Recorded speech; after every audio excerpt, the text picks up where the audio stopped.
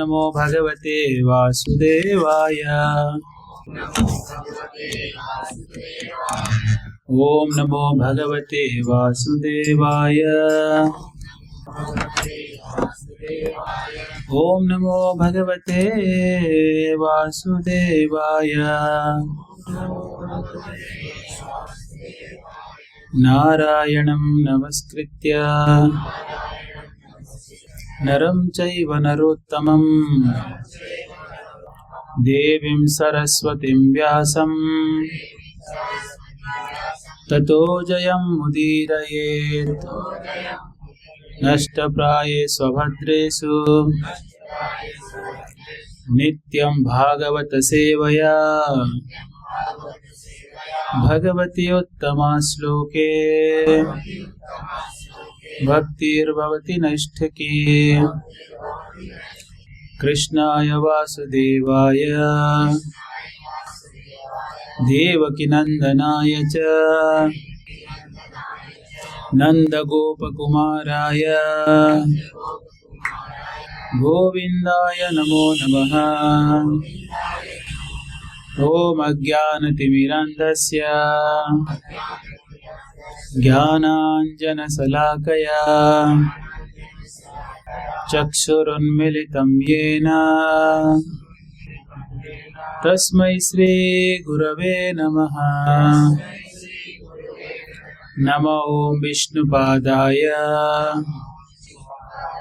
कृष्णपृष्ठाय भूतले श्रीमते भक्तिवेदान्त स्वामिन्निति नामिने। नमस्ते सारस्वते देवे गौरवाणी प्रचारिणे निर्विशेष शून्यवादी पाश्चात्य देशतारिणे। वाञ्छाकल्पतरुभ्यश्च कृपा सिन्धुभ्य एव च पतितानां पावनेभ्यो वैष्णवेभ्यो नमो नमः। नमो महावदन्याय कृष्ण प्रेम प्रदायते कृष्णाय कृष्ण चैतन्य नाम्ने गौरत्विषे नमः। हे कृष्ण करुणा सिंधु दीनबंधु जगत्पते गोपेश गोपिका कांत राधा कांत नमस्तुते। तप्त कांचन गौरांगे राधे वृंदावनेश्वरी वृषभानुसुते देवी प्रणमामि हरिप्रिये। जय श्री कृष्ण चैतन्य प्रभु नित्यानंद श्री अद्वैत गदाधर श्रीवासादि गौर भक्त वृंद। हरे कृष्ण कृष्ण कृष्ण हरे हरे हरे राम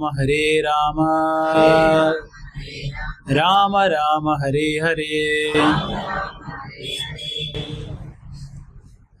वृंदाय तुलसी देव्यै प्रियाय केशवस्य च विष्णुभक्तिप्रदे देवी सत्यवत्यै नमो नमः। उग्रं वीरं महाविष्णुं ज्वलन्तं सर्वतोमुखं नृसिंहं भीषणं भद्रं मृत्युर्मृत्युं नमाम्यहम्।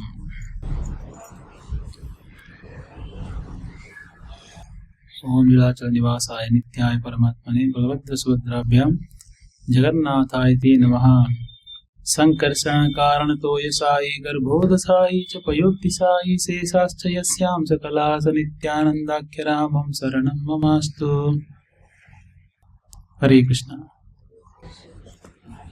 तो ये आवाज थोड़ा क्लियर नहीं पर काम चल जाएगा, समझ में तो आ जाएगा। तो वैकुंठ में चतुर कुमार जब जाते हैं 6 द्वार पार करके 7वां द्वार में जब पहुंचते हैं तो जय विजय वहां खड़े थे। वैकुंठ का अति सुंदर, बहुत सुंदर वर्णन है। वैकुंठ में भक्तों का जो स्वरूप है वह स्वरूप भगवत स्वरूप है, भगवान जैसा ही दिखते हैं। सुंदर सा शरीर, पीतांबर वस्त्र और मुकुट धारण किए हैं, 4 हाथ है, आयुध वगैरह लिए हैं। आकाश मार्ग में सबको अलग अलग विमान दिया गया, सब अपने अपने धर्म पत्नी के साथ एक आकाश में विचरण भी करते हैं। बिल्कुल भव्य सुंदर ऐसा दर्शन वैकुंठ में। जब आकाश में गौर वर्ण के महिलाएं, यानी तब तक आंचल गौरांगी, उनका जो वर्ण है वो गौर वर्ण, मतलब जो गोरी है ना, और जो पुरुष है उनका वर्ण कैसे, श्याम वर्ण, भगवान की तरह। तो ऐसे आकाश में विचरण करते वक्त मानो ऐसा लगता है कि बादल के साथ बिजली भी गरज रही, क्योंकि उनका महिलाओं का जो रंग है वो बिजली की समान है और पुरुषों का जो रंग है वो बादल के समान है। तो इस प्रकार से भव्य वर्णन आता है वैकुंठ जगत का। भगवान कितने सुंदर है, वहाँ दुख नहीं, शोक नहीं, क्लेश नहीं, ईर्षा नहीं। सबसे बड़ा गुण है वहाँ ईर्षा द्वेष नहीं। इस संसार की तरह ईर्षा भेद भाव कुछ नहीं। यहाँ अगर छोटी सी पक्षी भी वैकुंठ में अगर भगवान का गुणगान करने के प्रयास अगर कर रही है, कोई चिड़िया, तो दूसरे गोपियां भी अगर कुछ गाते हो तो चुप हो जाते हैं कि देखो देखो चिड़िया कुछ बोल रही है, सुनना चाहिए। इस संसार में उल्टा देखा जाता है, हम दूसरे को मुंह बंद करा देते हैं हम बोलने के लिए। तो ऐसे बिल्कुल अद्भुत संसार है, निष्कपट संसार, निष्पाप संसार वैकुंठ, जहाँ कोई क्लेश नहीं। वैकुंठ यानी कुंठ से बाहर, कुंठा यानी दुख, दुख से बाहर है ये संसार। तो ऐसे संसार में चतुरकुमार जा रहे थे दर्शन करने, 7वें द्वार में रोक दिए। और रोक दिए, क्यों रोक दिए? क्योंकि ये चारों बच्चों वस्त्र नहीं पहने, कुमार है तो सबसे सीनियर भक्त है। ब्रह्मा जी सृष्टि के प्रारंभ में इन लोगों को जन्म दिए थे, और जन्म देते ही बोलते हैं कि आप विवाह कर लो, प्रजा उत्पन्न करो। तो चारों बच्चे बोले हम विवाह नहीं करेंगे। तो वो जो चतुरकुमार थे वो निवस्त्र होकर छोटे बच्चों के बालक के समान, शिशु के समान जब वैकुंठ में प्रवेश कर रहे थे, तो विष्णु दूत जो है, चतुर्भुजधारी विष्णु दूत जय और विजय उनको रोक देते, बोलते ऐसे निवस्त्र होकर वैकुंठ के अंदर आप नहीं जा सकते। तो चतुरकुमार बोलते हैं कि वैकुंठ में जहाँ ईर्षा द्वेष क्रोध कुछ नहीं रहता, आप ऐसे कैसे भेदभाव कर रहे हैं, हमको अंदर नहीं जाने दे रहे, हम आपको श्राप देते हैं, आप इस वैकुंठ में रहने योग्य नहीं है।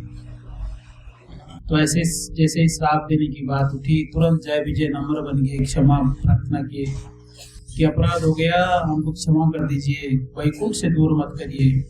तब तक भगवान आ जाते हैं और भगवान श्री कृष्ण, भगवान विष्णु आके कहते हैं कि देखो, जब शिष्य गलती करता है तो गुरु का दोष माना जाता है, या गुरु दोष अपने पे ले लेते हैं। वैसे ही प्रजा गलती करता है तो राजा गलती अपने सर पे ले लेता है। इसी प्रकार से मेरे 2 सेवक अगर आपको प्रति अपराध किए हैं तो इसका भागीदारी कौन है? मैं हूँ। ऐसे कहते भगवान। और क्या कहते हैं? कहते हैं कि आप ब्राह्मणों का श्राप बहुत खतरनाक होता है।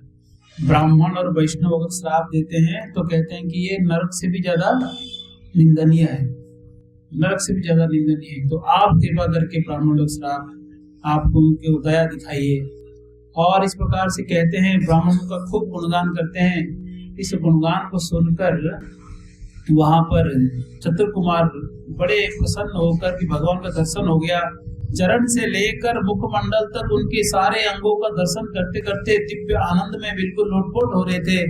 और इसने ब्राह्मणों का गुणगान सुन के चतुरकुमार कहते हैं कि हे भगवान, हमने आज तक आपका कोई सेवा नहीं किया और हम आपके फायदे के लिए कुछ नहीं किए, और फिर भी आप हमारा इतना गुणगान कर रहे हैं। आप कितने निष्कपट हैं, आप कभी भेदभाव नहीं कर सकते। ऐसे वो प्रार्थना करते हैं। फिर भगवान कहते हैं कि इनको जो आपने श्राप दिए ये मेरे ही इच्छा से हुआ है, तो इन लोगों को अभी मर्त्य लोक में जाना है या इस भौतिक संसार में जाना है, और ये बहुत जल्दी मेरे पास आ जाएंगे। बहुत जल्दी, कितना जल्दी देखा जाए तो बहुत जल्दी भगवान के सामने। बहुत जल्दी का अर्थ क्या है? ब्रह्मा जी का एक दिन, यही बहुत जल्दी है। ब्रह्मा जी तो 12 घंटा, ब्रह्मा जी का एक दिन जो है वो भगवान का तो एक क्षण के बराबर भी नहीं है। तो भगवान बोलते बहुत जल्दी वैकुंठ आ जाएंगे, चिंता मत करो, आप चिंता मत करिए, इनको श्राप मिल गया, आएंगे बहुत जल्दी, ये मेरे शत्रु बन के, असुर बन के वहां पर रहेंगे, मेरे साथ युद्ध करेंगे, वापस मेरे पास लौट के आएंगे। तो 2 भाई बन गए। कौन थे वो 2 भाई? हिरण्याक्ष और हिरण्यकशिपु। हिरण्याक्ष का वध हमने चर्चा किया, ब्रह्मदेव जी के द्वारा वध हुआ या उद्धार हुआ। फिर उसके बाद हिरण्यकशिपु जो है भाई के मृत्यु का बदला लेने के लिए इतना क्रोधित हुआ, इतना क्रोधित था कि चारों ओर खोज रहा था कि विष्णु कहाँ है, विष्णु को मारना है। एक ही लक्ष्य जीवन का क्या है? विष्णु को मारना है। तो ऐसे लक्ष्य बना दिया। तो फिर बाद में विचार किया, सारे उनके असुर सेना मंत्रीगण सबको बुलाता है, आओ आओ सब लोग आओ, ये जो विष्णु है पहले तो अच्छा आदमी था और अभी क्या बन गया? पक्षपात कर रहा, बिगड़ गया। कौन बिगाड़ दिया इनको? देवता लोग बिगाड़ दिए। ये जो देवता है ये इन्होंने इनको बिगाड़ दिए। पहले ये हम असुरों को भी कृपा करते थे, देवताओं को दोनों को समभाव देखते थे, इन्होंने भेदभाव किया और इनको इसलिए दंड मिलना चाहिए और इनको मार देना चाहिए। मैं इनका सर धड़ से अलग कर दूंगा, ये विष्णु जो मेरे भाई को मारा है। तो भगवान विष्णु के साथ इन्होंने ऐसा बैर भाव, शत्रुता का भाव उत्पन्न कर लिए और बोले कि ये देवता लोगों की वजह से ये विष्णु इतना शक्तिशाली है, तो ये देवताओं को ही शक्ति ना मिले तो ही बढ़िया है। तो क्या करिए, देवताओं का शक्ति को कम करिए, और देव शक्ति को कम करना हो तो यज्ञ, आहुति इत्यादि बंद करना बहुत आवश्यक है। क्योंकि यहाँ भौतिक दुनिया में अगर आहुति देते हैं तो वही घी जो है देवताओं को प्राप्त होता है। इस भौतिक जड़ संसार से देवगण कभी भी और कोई वस्तु ग्रहण नहीं करते, एक ही वस्तु ग्रहण करते हो, क्या है? घी, केवल शुद्ध गाय का घी और कुछ नहीं लेते।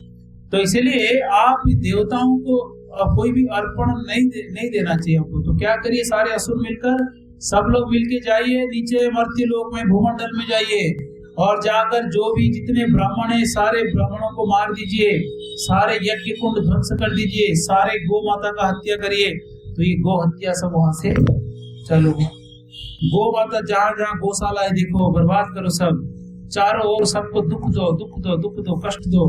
जब आप ब्राह्मण, वैष्णव और महिलाओं को दुख दोगे और ये गौ माता को दुख दोगे तो देवताओं को कोई आहुति मिलने वाला नहीं। कोई आहुति नहीं मिला तो क्या करेंगे? कमजोर हो जाएंगे। कमजोर होंगे तो फिर हम उनको आक्रमण करके मार देंगे। ऐसे उन्होंने योजना की और खूब भयंकर जो है चारों ओर हाहाकार मचाने के बाद इतना भयंकर हाहाकार कि सब लोग हिरण्यकशिपु के नाम से डरने लगे। इतना भयंकर उन्होंने आतंक मचा दिए और अंत में जो है उन्होंने ये विचार किए, अभी मेरे पास जितना शक्ति है हो सकता है लड़ाई करूंगा तो मर जाऊंगा मैं, जैसे मेरे भाई मरा। मैं कठोर तपस्या करके अमर बनने का प्रयास करूंगा। अमर बनना है मुझे। तो अमर कौन है? कौन इस सृष्टि को बनाए? ब्रह्मा जी बनाए। तो ब्रह्मा जी को ही मांगूंगा कि मुझे अमर बना। तो उन्होंने मंदराचल पर्वत में जाकर, गुफा के अंदर मंदराचल पर्वत में एक गुफा में, एक कंदर में कहीं जाकर उन्होंने 10,000 साल तक, ये पहले पहना देखा, क्लास के बीच में डिस्टर्ब नहीं करना। तो वहां मंदराचल पर्वत में कठोर तपस्या किए, इतना भयंकर तपस्या, हाथ ऊपर करके एक पैर में खड़े होके कठोर तपस्या की। तो कहा जाता है जिस प्रकार से तपस्या हिरण्यकशिपु ने की ऐसे तपस्या ना पहले कोई किया था, ना आगे कोई ये कर पाएगा, ना भूतो ना भविष्य थी। ऐसे तपस्या की। भृगु मुनि इत्यादि अनेकों संत हैं जो कठोर तपस्या करके अनेकों शक्ति सिद्धि लाभ किए हैं, और ऐसे तपस्याओं से भी बढ़कर कौन तपस्या किए? हिरण्यकशिपु। 10,000 देवताओं के वर्ष, 10,000। हमारे यहाँ का एक साल देवताओं का एक दिन है, हमारा यहाँ का 100 साल। हाँ, हमारा यहाँ का एक दिन उनका, एक साल उनका एक दिन की बराबर है। तो आप कैलकुलेट कर लीजिए, देवताओं का 10,000 साल, हमारे यहाँ कितने साल होंगे। इतने साल तक इन्होंने कठोर तपस्या की और ऐसे अद्भुत भयंकर तपस्या की, हाथ ऊपर उठा के और एक पैर में तपस्या करते हैं भयंकर। जैसे हम लोग हाथ ऊपर उठा के कौन सा मंत्र बोलते हैं, हरे कृष्णा कृष्ण कृष्णा हरे हरे, हरे राम राम राम हरे हरे। तो उन्होंने भी हाथ ऊपर किए थे, पर मंत्र अलग था। कौन सा मंत्र था? ओम ब्रह्मदेवाय नमः, ब्रह्मा जी को स्तुति कर रहे थे। तो बहुत भयंकर तपस्या, इतना कठोर तपस्या जब कर रहे थे तो उनके शरीर में पूरा, जो चींटी अपना घर बना लेते हैं ना, बिल बना देते, ऐसे बिल बन गया पूरा शरीर के ऊपर, ढक गया पूरा शरीर। और सारे चींटियां उनके सारे मांस, चर्बी, रक्त सब खाली थे, केवल हड्डी थे। अंदर हड्डी है, बाहर से मिट्टी का ढेर बन गया है। और ऐसे कठोर तपस्या को देखकर, कठोर तपस्या करने जब भी चले गए थे, तब सब लोगों ने, देवता लोग सोचे ये अच्छा मौका, ये हाहाकार मचा रहा था, तो इसके पत्नी है, इसके और बच्चा होने वाला है, वो छोटा हिरण्यकशिपु बनेगा आगे जाके। इसलिए पिताजी गया जंगल में, बेटे को क्या करो, मार दो, इसको लेके चलो कयाधु को अपने साथ देवलोक में। जैसे ही शिशु जन्म होगा तो शिशु को मार दो। यानी शत्रु है, असुर का बच्चा है, वो असुर बनेगा, ये उनके मन में धारणा है। मारने की विचार भी है, और गर्भ में हत्या करने की विचार नहीं है, एबॉर्शन कराने का कोई विचार नहीं। आजकल लोग ऐसे कराते, पाप कराते हैं, हजारों लाखों संख्या में गर्भस्थ शिशु का हत्या किया जाता है। तो इस प्रकार से वो विचार किया कि जन्म लेने के बाद शिशु को मारा जाए। तो नारद मुनि बोलते, अरे तुम लोग को पता नहीं कि इनके गर्भ में महान संत जन्म लेने वाले हैं, एक भक्त, महान भक्त होने वाला है, तो इसलिए आप इनको मत मारो, इनको मैं लेके जाऊंगा मेरे आश्रम में। तो नारद मुनि अपने सन्यासी लोग, ब्रह्मचारी लोग जो रहते, बहुत बड़ा मठ उनका था, गुरुकुल आश्रम, उस आश्रम में उनको निवास देते हैं और उनको कयाधु को रोज प्रतिदिन सिद्धांतों के बारे में, कृष्ण भक्ति के बारे में प्रतिदिन ज्ञान दे रहे थे। ज्ञान तो कयाधु सुनी या ना सुनी, पर कौन सुन रहा था? प्रहलाद सुन रहे थे, बड़े ध्यान से सुन रहे थे प्रहलाद महाराज। गर्भ के शिशु भी सुनता है सब, इसलिए गर्भवती जब होती है महिला तो कृष्ण चिंतन, कृष्ण स्मरण, कृष्ण दर्शन, शास्त्र अध्ययन, कथा श्रवण, इन्हीं में समय बिताना चाहिए। तो इस प्रकार से वहां पर हिरण्यकशिपु जाता है, कठोर भयंकर तपस्या करता है और हाथ ऊपर करके तपस्या कर रहा है। तो उसके तेज के वजह से, उनके तपोबल के वजह से उसके जो बाल है वो ऐसा लगता था आग लग गया है बालों में, कैसे ऐसे फायरी लगता था, ऐसे गोल्डन कलर, ऐसे चमकता हुआ शरीर, बाल। और उनके शरीर से इतना ज्यादा हीट जनरेट हुआ तपोबल के वजह से कि स्वर्ग लोग, नीचे के लोग, धरती लोग सब जो है तपने लगा। सारे देवता हाहाकार मच गया, क्या करे, अब जल जाएंगे, इतना खतरनाक तपस्या कर रहा है ये व्यक्ति। तो उन्होंने डर के मारे सब लोग ब्रह्मा जी को जाके बोलते हैं, ब्रह्मा जी देखिए, ये जो व्यक्ति है हिरण्यकशिपु, ये इसका जो अंदरूनी जो इच्छा है, जो हृदय में इसका जो इच्छा लेकर यह तपस्या कर रहा है, आपको ये शायद पता हो या ना हो, हम बता देते, सुनिए। तो क्या है, हृदय में इच्छा लेकर तपस्या कर रहा है? इसका तीव्र इच्छा है कि ये आपका पोजीशन लेने वाला है, ये चाहता है कि ब्रह्मा को भी यहाँ से हटा जाए, खुद ब्रह्मा बना जाए, ऐसे इच्छा से वो तपस्या कर रहा है, सारे देवताओं को अपने नियंत्रण में रखने वाला है। इसलिए कृपा करके आप इसको जल्दी से इस तपस्या भंग करिए इसका। तो ब्रह्मा जी आते हैं, खोज खोज के मंदराचल पर्वत आते हैं, क्योंकि वो तो दिख नहीं रहा है, ये तो बिल बन गया है, मिट्टी का ढेर बन गया। तो खोजते खोजते खोजते आते हैं और आकर मंदराचल पर्वत में, उस गुफा में जाकर जल, दिव्य मंत्रित जल जब छिड़कते हैं तो वहां से पूरा जो मिट्टी वगैरह निकलता, केवल हड्डी दिखता है। उसके बाद उसको दिव्य शरीर बन जाता है। ऐसे दिव्य शरीर, स्वर्ग के समान चमकता हुआ शरीर वो दिखता है। और उस शरीर में सुंदरता भी है, शारीरिक क्षमता है, बल है, वीरता है, बिल्कुल अद्भुत शरीर इनको प्राप्त हुआ। और उन्होंने ब्रह्मदेव का भरपूर स्तुति किए। ब्रह्मा जी आप ही सृष्टि करता है, आप ही भगवान है, आप ही सब कुछ है, आप ही सृष्टि करते हैं, पालन करते हैं, आप ही संहार करते हैं। सब उन्होंने खूब स्तुति की, बहुत स्तुति की। और ये सब स्तुति के बाद उन्होंने कहते हैं कि मुझे कुछ वरदान चाहिए, आप दीजिएगा। क्योंकि ज्यादा कोई चापलूसी करता है तो कुछ चाहिए तभी करता है, इतना स्तुति क्यों किया जाता है। जैसे कि महादेव जी को जहर पीने बोलना था तो देवता लोग क्या बोले, आप ही भगवान है, आप ही सृष्टि करता है, आपसे ही सब संसार चलता है। ऐसे क्योंकि बाद में महादेव जी बोलते हैं वो तो ठीक है पर करना क्या है, वो तो जहर पीना है। इतना स्तुति करने के बाद विष पीने के लिए कह। ऐसे ब्रह्मा जी को उन्होंने खूब स्तुति किया, आप ही महान है, आप ही सब कुछ है।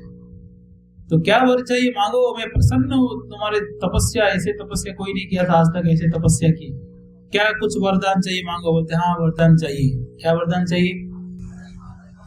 तो उन्होंने कहते कि मेरा इंश्योरेंस, लाइफ इंश्योरेंस कराओ, मेरा इंश्योरेंस करा दो। तो क्या लाइफ इंश्योरेंस चाहिए, क्या टर्म्स एंड कंडीशन क्या है, सब बताओ।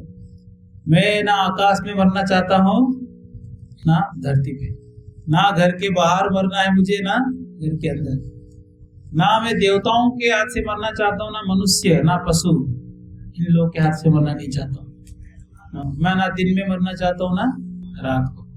ऐसे उन्होंने सब एक एक टिक कर रहे, इंश्योरेंस करा रहे, लाइफ इंश्योरेंस ना बहुत बड़ा स्कीम है, बहुत कॉस्टली इंश्योरेंस कराया उन्होंने।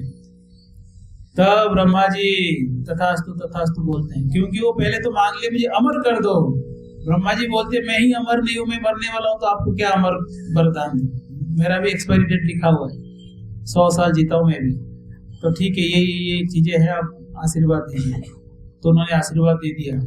आशीर्वाद क्यों दे दिए, क्योंकि बहुत ऐसे तो आज तक किसी को ऐसा वरदान मिला ही नहीं। अष्ट सिद्धि भी उन्होंने मांग लिया, अष्ट सिद्धि मांग लिया, शारीरिक क्षमता मांग लिया, युद्ध में कोई मुझे हरा नहीं पाए, ऐसे चीजें मांग लिए।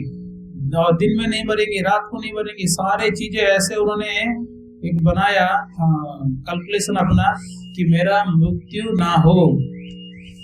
और ब्रह्मा जी ये सुनकर भी अमर वरदान के बराबर है, ये अमर नहीं पर अमर के वरदान बराबर है, कोई नहीं मार पाएगा तो कैसे मरेंगे। फिर भी ब्रह्मा जी ने तथास्तु कर दिए। क्यों, क्योंकि ब्रह्मा जी के हृदय में कहीं ना कहीं ज्ञान था कि कितना भी ये इंश्योरेंस कर दे, इसको मानने वाला एक है, भगवान है, ये मान दे, ये विचार है। तो हिरण्यकशिपु को मारने के बाद नरसिंह भगवान तब ब्रह्मा जी को कहते थोड़ा सोच समझ के वर दिया करो, नहीं तो ऐसे खतरनाक वर दोगे तो हम लोग आना पड़ता है, ऐसे अलग अलग रूप में, ऐसे खतरनाक रूप लेना पड़ता है। तो इस प्रकार से ब्रह्मा जी को बाद में बोलते हैं, पहले नहीं। तो वहां पर हिरण्यकशिपु को वर मिल गया। तो हिरण्यकशिपु सोचता है अभी कहाँ जाना है, क्योंकि अब तो पूरे ब्रह्मांड में मैं आतंक मचा सकता हूँ।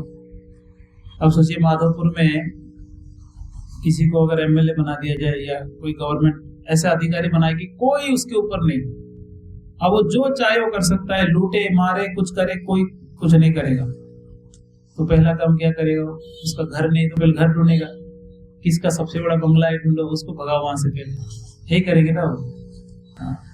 तो वो भी खोज किया तो स्वर्ग लोक गया, इंद्र के पास, और वहाँ इंद्र लोक में जा, इंद्र का ऐश्वर्य देखकर बिल्कुल इतने हीरे मोतियों से बने हुए उनके चट्टाने भी इतने सुंदर है कि अपना चेहरा दिखेगा, उनके पिलर्स भी बिल्कुल मोतियों से बने हुए हैं, और उनके जो बेड और ये सोफा है, मानो ये जो फेन निकलता है ना, झाग, कितना सॉफ्ट है, ऐसे सॉफ्ट था। इतने लिखा हुआ है भागवत में, इतना अद्भुत उनका ऐश्वर्य देखकर वहां जाकर बैठ गया हिरण्यकशिपु। अब मैं आज से यही रहूंगा, अब ये बढ़िया जगह है, मेरे लिए तो कंफर्टेबल है। ऐसे सोचकर तीनों लोगों में ऐसे आतंक मचाया, ऐसे कोई देवता नहीं जो हिरण्यकशिपु की बात नहीं मानता था। नारद मुनि कह रहे, ये युधिष्ठिर महाराज जी को नारद सुना रहे, नारद मुनि कह रहे कि युधिष्ठिर महाराज जी, हम भी, हमारा भी हालत ये था कि हम भी जाके क्या बोलते थे, हिरण्यकशिपु की जय, जैसे आप लोग बोल रहे हैं हिरण्यकशिपु की जय, सब बोल रहे हैं। नारद मुनि बोल रहे, मुझे भी बोलना पड़ा।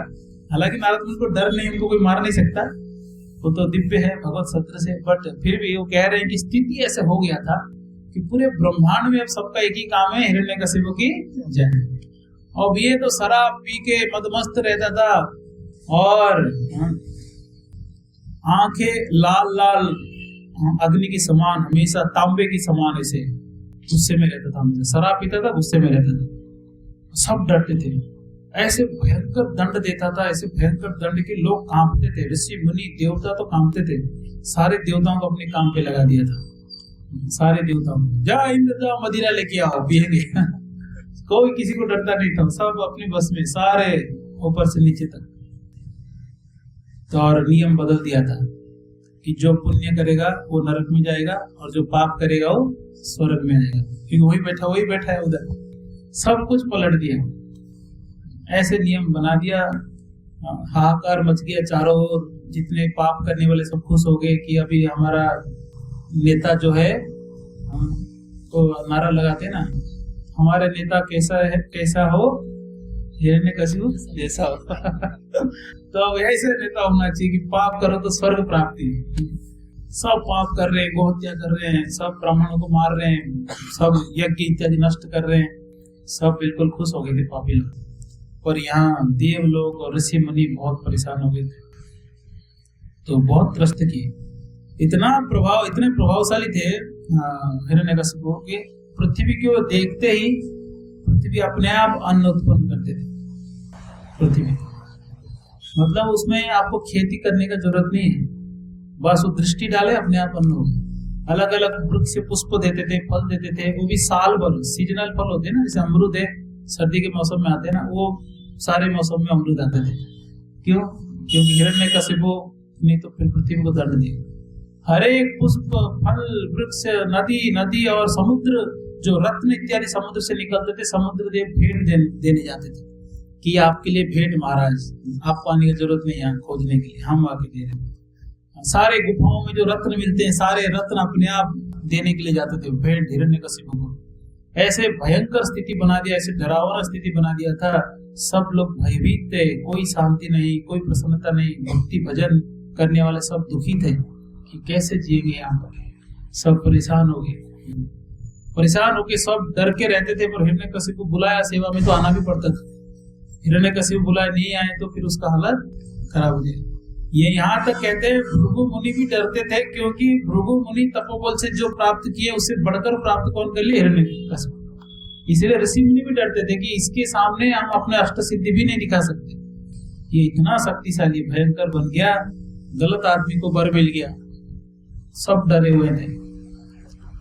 ऐसे समय में सारे देवता, भक्तजन, ऋषि मुनि मिलकर रोते हुए भगवान को प्रार्थना करते हैं कि हे भगवान रक्षा करो, आप रक्षा करिए, आप आइए, प्रकट होइए, रक्षा करिए। तो वहां दिव्य ध्वनि आता है, दिव्य ध्वनि। और उस दिव्य ध्वनि में क्या बोलते हैं ठाकुर जी? बड़े गंभीर शब्दों से वो कहते हैं कि सुनो, जिस दिन ये हिरण्यकशिपु वैष्णव अपराध करेगा उस दिन इसका विनाश निश्चित है। तो वहां पर भगवान कहते हैं कि पाप कर रहा है ठीक है, पर जब वैष्णव अपराध करेगा तो मैं तत्क्षण इसका वध कर दूंगा। इसलिए भक्तों, पाप कर्मों का प्रायश्चित हो सकता है। पाप कर्म करने वालों को भगवान क्षमा कर सकते हैं, नाम जप से पाप कट सकते हैं। पर जिस दिन वैष्णव अपराध कर लेते हैं, भक्तों के प्रति, वैष्णव के प्रति वैर भावना, निंदा, द्वेष, ईर्षा इत्यादि या कष्ट देना, दुख देना, अगर वैष्णव के प्रति थोड़ा भी अनादर भाव आ जाए तो उसका दंड भगवान तुरंत देते हैं। और दंड क्या है? उसका आयु नष्ट हो जाता है। आज तक जितना पुण्य किया सारे पुण्य नष्ट हो जाते हैं, आयु, पुण्य और उसके जितना ज्ञान, तपोबल सब नष्ट हो जाते हैं। तो भगवान कहते हैं कि इसको एक बार प्रहलाद के प्रति अपराध करने को, बाकी मैं देख लूंगा, आप लोग चिंता मत करो, ये अपराध करेगा प्रहलाद के प्रति, ये दुष्ट व्यक्ति है। तो प्रहलाद आने वाला है उनके वंश में। कश्यप ने भविष्यवाणी किए थे कि दिति को कि हाँ आपके बेटे का बेटा जो भक्त होगा। तो यहाँ हिरण्यकशिपु का वध का खबर सुनते ही देवता थोड़ा शांत हो जाते, ठीक है समय आएगा, ये मारेगा हिरण्यकशिपु। तो हिरण्यकशिपु जो है अपना शासन के दौरान भयंकर शासन कर रहा था। तो एक बार अपने बच्चे को बुलाया बेटा प्रहलाद। 4 बेटे थे हिरण्यकशिपु के। 4 बेटों में से सबसे शांत, सुशील, अच्छे स्वभाव वैष्णव कौन थे? प्रहलाद महाराज। बहुत शांत सुशील थे। और वो जैसे ही आते हैं प्रहलाद महाराज उनके पास, छोटे शिशु थे, 5 साल की बालक, पिताजी को प्रणाम करते हैं। पिताजी बिल्कुल गोद में लेते हैं, आंख में आंसू आ जाता है, सर को सूंघने लगते हैं और ऐसे सर पे हाथ फेरते हैं, बोलते हैं कि बेटा मेरे प्रिय प्रहलाद, तुम गुरुकुल जाते हो आजकल, जो भी सीखे हो वो सारे शिक्षाओं में सबसे श्रेष्ठ शिक्षा क्या है? प्रहलाद महाराज जी के स्वभाव के बारे में नारद मुनि गुरु है, और गुरु होकर शिष्य के गुणों के बारे में बहुत सुंदर वर्णन करते। शिष्य ऐसा हो कि जिसका गुणगान गुरु भी करे। ये मैं भाग्यशाली हूं कि मुझे ऐसा शिष्य मिला, ऐसे गुरु कहना चाहिए। ब्रह्मण्यशील संपन्न सत्यसंधो जितेन्द्रियः आत्मवत् सर्वभूतानां एकप्रिय सुहृत्तम दासवत् सन्नतार्याङ्घ्री पितृवत् दीनवत्सल भ्रातृव्रत सदृशे स्निग्धो गुरुस्व ईश्वर भावन विद्यार्थ रूप जन्माढ्यो मानस्तंभ विवर्जित। प्रहलाद महाराज जी के गुणों के बारे में नारद मुनि कहते हुए कह रहे हैं कि प्रहलाद महाराज जी एक उच्च कोटि के ब्राह्मण के समान शील संपन्न सदाचारी थे, और उनके चरित्र शुद्ध और पवित्र था, और वो भगवान के प्रति उनका श्रद्धा बहुत दृढ़ था, और अपने इंद्रिय और मन के ऊपर उनका पूरा बस था। मानो जैसे कि परमात्मा की तरह वो सबको, परमात्मा जैसे सबको प्रेम करते हैं, वैसे परमात्मा की तरह वो सारे जीवों को प्रेम करते हैं, अब मित्रवत प्रेम करते हैं।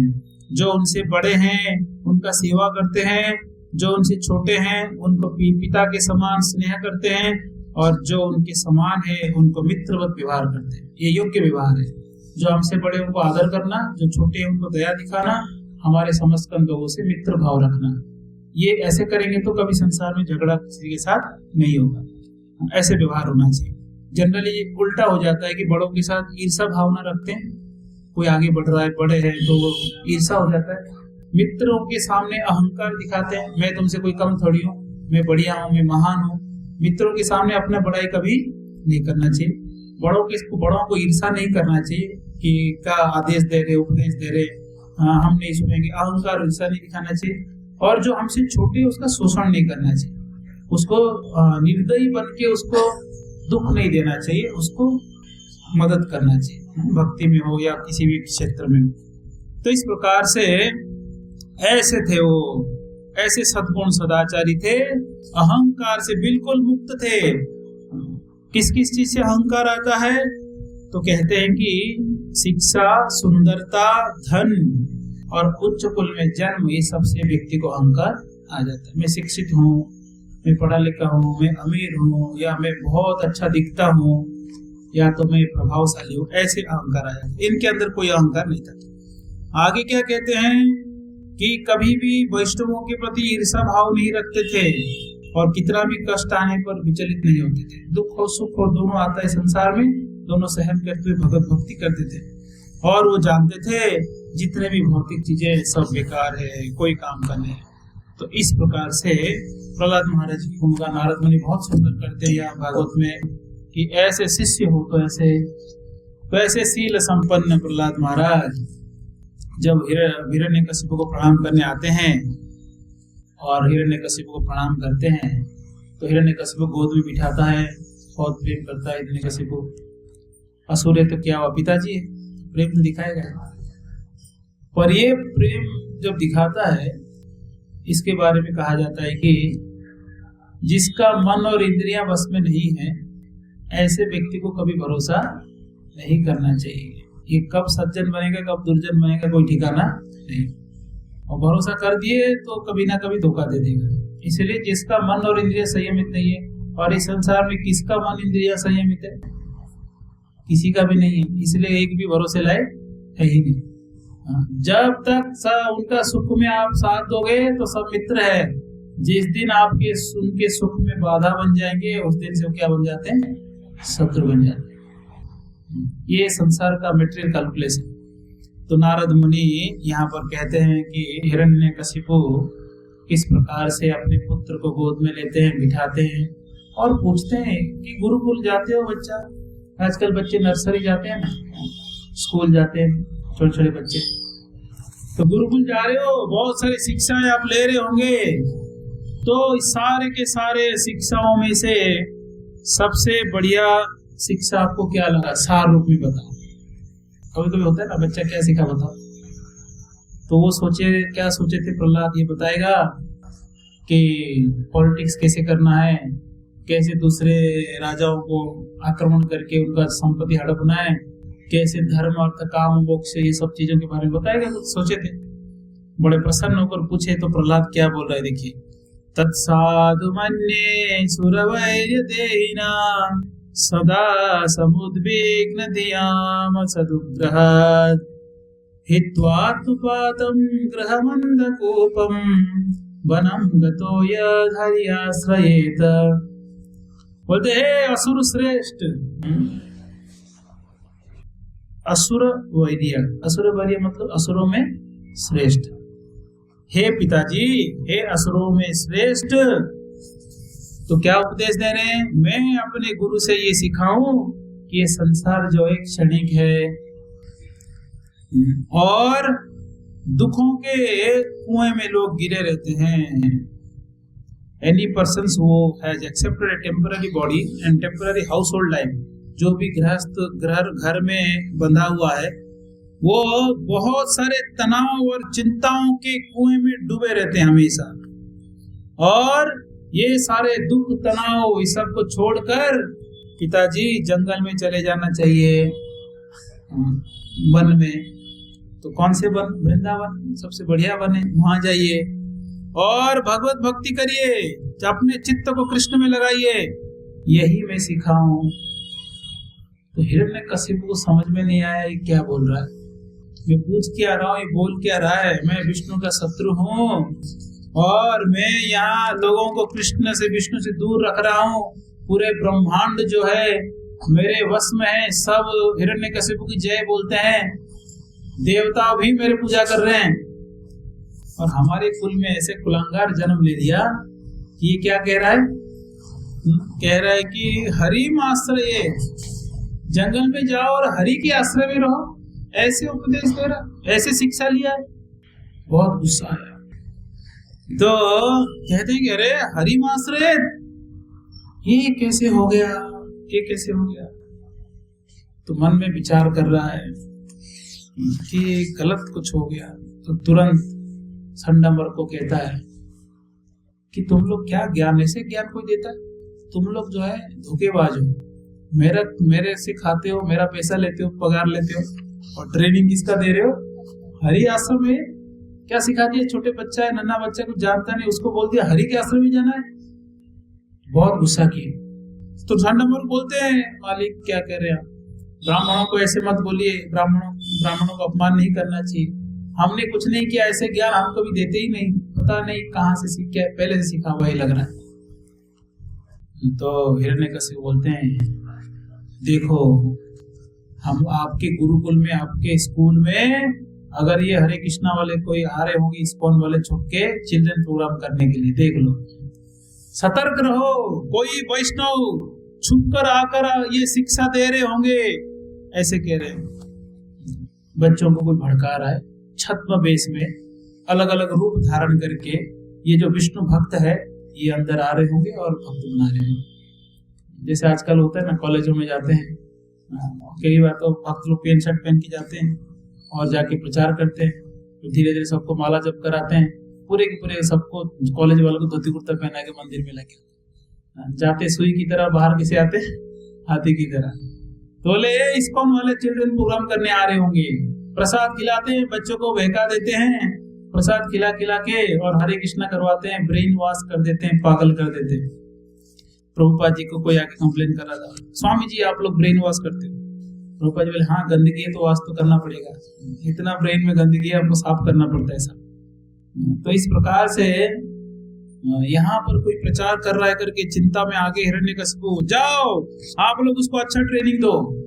तो दोनों डर गए, संडमर शुक्राचार्य के दो बेटे, और जाकर प्रहलाद महाराज जी को बोलते हैं बेटा कहाँ से सीखा ये सब, हमने तो नहीं सिखाया। तो बोलते हैं कि विष्णु भक्ति करना चाहिए, तो डंडा लाओ इसको मारते।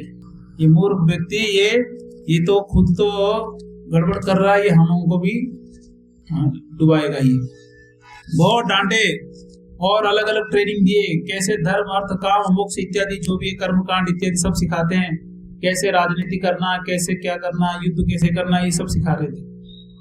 और प्रहलाद महाराज सब सीख लिए।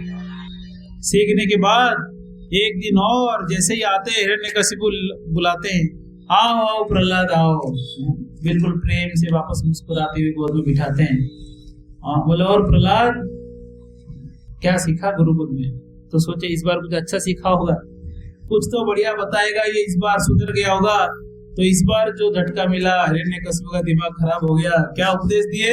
पिछली बार तो बोले थे जंगल चले जाओ भजन करो, और इस बार कहते हैं श्री प्रहलाद वाच श्रवणम कीर्तनम विष्णु स्मरणम पाद सेवनम अर्चनम वंदनम दास्यम सख्यमात्म निवेदनम इति पुंसार्पिता विष्णु भक्तिश्चेनवलक्षणा क्रियते भगवत्यद्धा तन्मन्येधीतमुत्तमम्।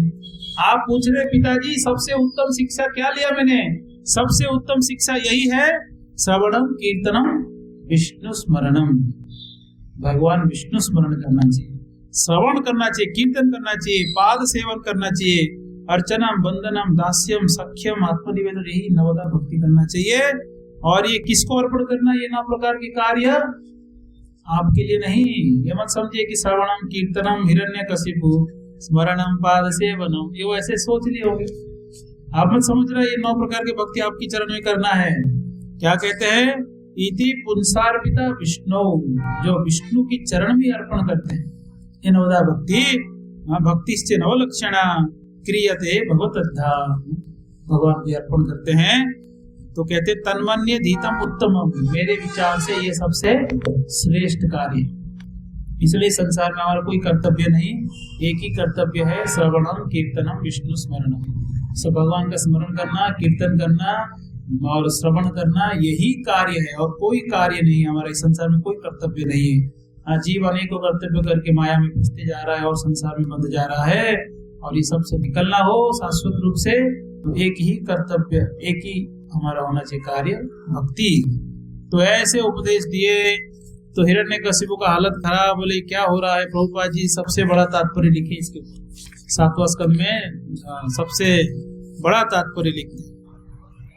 तो हिरण्यकशिपु को बहुत गुस्सा आया, धकेल दिया बेटे को, नीचे गिरा दिया। बोले हमारे कुल में कैसे व्यक्ति जन्म ले लिया, इसको मार दो, ये मैं इसको जीवित नहीं देखना चाहता हूँ। पूरा दुनिया मुझे पूजा कर रहा है, मेरा ही बेटा मेरे विरुद्ध नहीं खड़ा हो गया, ये तो शत्रु है। बोलते हैं कि जैसे कि औषध है, दूसरे जगहों से पेड़ पौधों से जो जड़ी बूटी लाते हैं वो शरीर के लिए हितकर होता है तो उसको स्वीकार करते हैं, और अपने ही शरीर का अंग अगर सड़ गया है, कैंसर हो गया, तो उसको काट कर निकाल देते हैं। अपना शरीर का अंग काट दीजिए अगर आपको पूरा शरीर खराब करता है, और अगर बाहर का कोई वस्तु अगर आपके शरीर के लिए आते हैं हितकर है तो उसको ग्रहण करिए। क्या उदाहरण दे रहे हैं, बहुत बड़ा विद्वान है ये हिरण्यकशिपु, बहुत बड़ा विद्वान है। इसलिए हिरण्याक्ष मरने के बाद आत्मज्ञान उपदेश दे रहे उनके घर वालों को कि हम शरीर नहीं आत्मा है, ये संसार मोह माया है। कौन उपदेश दे रहा है? हिरण्यकशिपु दे रहा है। तो यहाँ कह रहा है कि इसको मार दो, इसको जरूरत नहीं है हमारे परिवार में। कैसे कैसे बात कर रहा है, इसको हटाओ यहाँ से। तो बहुत टॉर्चर किया उनको, बहुत टॉर्चर किया, मारने के लिए सारा प्रयास कर लिए, हाथी के नीचे कुचलने के लिए डाल दिए, और उनको मारने के लिए विष दे दिए, पहाड़ से फेंक दिए, जलाने के लिए आग के बीच में बिठा दिए, कई दिन तक भोजन नहीं दिए, बहुत भयंकर सर्दी में बाहर बिठा दिए, ऐसे ऐसे कष्ट दिए। सब लोग अस्त्र शस्त्र लेके उनको आक्रमण करके हत्या करने के प्रयास किए। ऐसे भयंकर राक्षसों के बीच में प्रहलाद अकेले बैठकर हाथ जोड़ के भगवान का चिंतन करते हुए भगवान का स्मरण कर रहे हैं। ओम नमो नारायणाय, भगवान का स्तुति कर रहे हैं। कोई कुछ नहीं कर पाया। बाद में परेशान होके, बहुत परेशान हो गए, हिरण्यकशिपु का दिमाग खराब हो गया, सर नीचे करके बैठ गए। बोलते हैं कि भाई क्या करें, मैं ऐसे कांटा गले में फंसा है, ना उसको उल्टी कर पा रहे ना निकल पा रहे। बेटा है, मारना चाहिए तो मर नहीं रहा है, करे क्या? और मेरा आदेश का पालन करके मुझे भगवान मानो तो मान नहीं रहा है। ये पूरे इतना जो सुख था मेरे जीवन में, तीनों लोग को जीतने का जो आनंद था, सारा आनंद में पानी फेर दिया। कौन? ऐसे ही होता है। कई बार होता है हमारे जीवन में, सारे अपने हिसाब से चलने वाले नहीं। 2-3 बेटे हैं तो एक बात मानेगा तो एक नालायक निकलेगा, अपने हिसाब से काम करेगा। हर घर की कहानी है। कब सारे बच्चे एक साथ में पिताजी का बात नहीं मानते। कोई तो एक होता है जो अपने हिसाब से करने के लिए सोचता रहता है, कुछ उत्पटांग करेगा, अलग ही करेगा। तो बोले ये देखो, बड़े बड़े देवगण आके प्रणाम कर रहे हैं और ये मेरा ही बच्चा मेरे विरुद्ध निकला। चलो निकला तो मैं कुचल डालू, मार डालू, मेरे शक्ति की वजह से उसको बिल्कुल समाप्त कर दो तो फिर भी ठीक है। पर ये तो मर ही नहीं रहा है, अस्त्र शस्त्र नहीं मार पा रहे, विष नहीं मार पा रहा है, कुछ भी नहीं मार पा रहे। अब ये मरेगा नहीं, मेरे सामने रहेगा तो मैं हमेशा क्रोध में रहूंगा, इसको देख के मैं जलता रहूंगा, तो क्या सुख भोगूंगा। हम सबके लाइफ में होता है, कोई ना कोई ऐसे होता है जिसके प्रति हमारा क्रोध और ईर्ष्या होता है, पर उसको कुछ कर नहीं सकते। होता है कि नहीं? ऐसे बहुत गुस्सा आता है, अरे कि इसको देख के मैं हमारा जीवन खराब हो जाता है। कई लोग बोलते हैं कि मुझे, प्रभु जी इनके साथ तो नहीं रह सकते, इनको देख के तो बिल्कुल आग बबूला हो जाते हैं अंदर से, और क्या करे, दूर रह भी नहीं सकते। परिस्थिति ऐसा है, यही संसार है। पूरा ब्रह्मांड को जीत लिया, अपने बेटे को नहीं जीत पाए। ऐसे हालत खराब हो गया हिरण्यकशिपु का। फिर बाद में बोलते संडामर को लेके जाओ इसको गुरुकुल में, मेरे सामने से हटाओ इसको, यहाँ मर भी नहीं रहा है और मेरे सामने रहेगा तो मैं सहन नहीं कर पाऊंगा। गुरुकुल लेके जाओ, सिखाओ उसको, वापस ट्रेनिंग दो, हो सकता है सुधर जाए। तो गुरुकुल लेके गए और गुरुकुल में संडामर बहुत समझाते हैं, बेटा कहाँ से सीखा ये सब? बोलते हैं कि हम अपने गुरुजी से सीखे हैं। कहाँ? पहले सीख लिया हमने। तो वो लोग पढ़ा के थक गए, शाम को चले गए अपने घर का काम काज कर ले। तो खेल कूद कर रहे थे गुरुकुल के बच्चे और सब पूछने लगे प्रहलाद। सब बैठ गए चारों, प्रहलाद बीच में बैठे, बहुत शांत सुशील बच्चा। अब वो असुर के बच्चे हैं पर अभी तक बिगड़े नहीं थे, छोटे छोटे बच्चे बिगड़े नहीं थे। बोलते हैं कि प्रहलाद ये कहाँ से सीखा तुम ये सब, क्या बताओ, कुछ उपदेश दो। बोलते हैं देखो, भगवान के हरि के आश्रय में जाना चाहिए। ये संसार दुखालय है, ये क्षणिक है। मनुष्य जन्म मिला है, इतना दुर्लभ जन्म मिला है, और ये करोड़ों योनियों में घूमते 84 लाख योनियों में करोड़ों जन्मों से घूमते मनुष्य शरीर मिला है। और ये शरीर को अगर आप उपयोग नहीं करोगे तो क्या होगा? नष्ट हो जाएगा सब। तो इसलिए आप समझो, भक्ति करो। सब रेडी हो गए, सब लोग हाथ उठा के हरे कृष्णा कृष्णा कृष्णा हरे हरे, हरे राम राम राम हरे हरे, सब बोलने लगे। तो वहां तो चिल्ड्रन प्रोग्राम हो गया, फर्स्ट चिल्ड्रन प्रोग्राम। ये ब्रह्मांड का पहला चिल्ड्रन प्रोग्राम कौन किए थे? प्रहलाद महाराज किए थे। खूब प्रोग्राम हुआ, कीर्तन हुआ, सब हो गया। सब पूछते कहाँ से ज्ञान मिला? तो फिर वो स्टोरी बताते हैं कि मैं गर्भ में था, कयादु मेरी माँ है, नारद मुनि देवताओं से बचाकर गुरुकुल में लेके गए और वहां रख के मुझे रोज उपदेश देते थे। और क्या क्या उपदेश दिए पूरा डिटेल में बताते हैं, ये उपदेश दिए। और इन सारे उपदेशों को मेरे माँ तो कई बार सो जाती थी पर मैं नहीं सोता था, मैं सुनता था। घंटों उपदेश देते। नारद मुनि ये देखते हुए कि कयादु सो रही है फिर भी किसको सुना रहे थे? वो जानते थे प्रहलाद सुन रहा है, इसलिए वो सुना रहे थे। त्रिकालदर्शी है, वो जानते प्रहलाद आने वाला है, इसलिए वो प्रहलाद महाराज जी को सुना रहे थे। इस प्रकार से मैंने ज्ञान लिया है, इसलिए आप लोग भी भक्ति करो। उसके बाद गुरुकुल में संडमर का जो क्रोध, ऐसे क्रोध में आगे बोले भाई ऐसे चला रहे तो फिर हम सबका मृत्यु निश्चय है। इनके पिताजी गुस्से में इसको छोड़ देंगे, कहीं हमको मार ना दे। इसलिए वो डर के मारे क्या करने लगे, सब लोग जाकर प्रहलाद महाराज जी को दोनों संडामर मिलकर हिरण्यकशिपु को सौंप दिए। बोलते देखो आपका ये प्रहलाद बहुत भयंकर बच्चा है, सबको बिगाड़ रहा है। ये अकेला बिगड़ा था ठीक था, और आजकल क्या कर रहा है वो, सबको बिगाड़ रहा है, ब्रेन वॉश कर रहा है। जहाँ जहाँ जाते हैं सबको बिगाड़ देता है। हमारा गंगापुर में भी सुना, जो स्टूडेंट लोग जुड़े हैं वो कॉलेजों में और बच्चों को हरे कृष्णा जप करा रहे हैं। छोटे छोटे बच्चे 15-20 साल के अंदर वो सब चाय छोड़ रहे हैं, जप कर रहे हैं। कौन कितना माला जप कर रहे हैं, ग्रुप में मैसेज भी आ रहा है आजकल। तो एक स्टूडेंट भक्त बना तो कई स्टूडेंटों को क्या करता है, भक्त बना देता है। नशा करना छुड़वा देता है और शराब पीना, बीड़ी पीना, जुआ खेलना, बेविचार करना, सारे पापों से मुक्त करा देते हैं। और यहाँ तक कि लहसुन प्याज खाना भी छुड़वा देते हैं। केवल स्टूडेंट स्कूल में कॉलेज में मिलते हैं, मंदिर अभी तक आए नहीं, केवल स्कूल में बातचीत में बदल जाते हैं। मतलब जो बच्चा प्रचार कर रहा है उसको कितना कृपा मिलेगा, स्टूडेंट लोग। तो इसलिए बहुत जरूरी है, जो आप जानते हैं उसको क्या करना है, प्रचार करना है। जो भक्त है, जिसके हृदय में ज्ञान है, भक्ति है, वो हमेशा दूसरे के कल्याण के लिए बांटना ही चाहेगा, वो कभी खाली नहीं बैठेगा। वो दूसरे के रंग में रंग नहीं जाता है, पर अपना रंग दूसरों को देता है। ऐसा नहीं कोई ऐसा झुंड मिल गया उससे झुंड में बह गया। कोई जा रहा है शादी में, अरे वाह चलो हम भी चलेंगे, फिर वहां जाके चरने लगा। और कोई बोला चलो बर्थडे पार्टी चलेंगे, तो वहां गया, वहां भी चरने लगा। और अरे क्या करेंगे, इस्कॉन के बारे में बोलेंगे, लोग को समझेगा कि नहीं, बुरा मान जाएंगे, रिलेशन टूट जाएगा। उनके रंग में रंगना नहीं, हम अपने विचारों को उनको बताना चाहिए, जो दूसरों का कल्याण होता है जिसमें, उनको सिखाना चाहिए कि पाप क्या है, पुण्य क्या है। बहुत सतर्कता से बांटना चाहिए। जनरली हम लोग प्रचार क्यों नहीं कर पाते, इसके पीछे सबसे बड़ा कारण क्या मालूम है, क्योंकि हम खुद ऐसे आचरण समाज में नहीं कर पाते। हम डरते हैं बताने के लिए कि हम केवल प्रसाद खाते हैं, ये हम बोलने हिम्मत नहीं। क्या सोचेंगे ऐसे सोचकर, या तो हमारे खाने की इच्छा है, हम भी जाके वहां खा लेते हैं। तो कई लोग हमको आगे बोलते हैं, आपका वो भक्त तो शादी में खा रहा था और आप कहते हो आप हरे कृष्णा वाले खाते नहीं।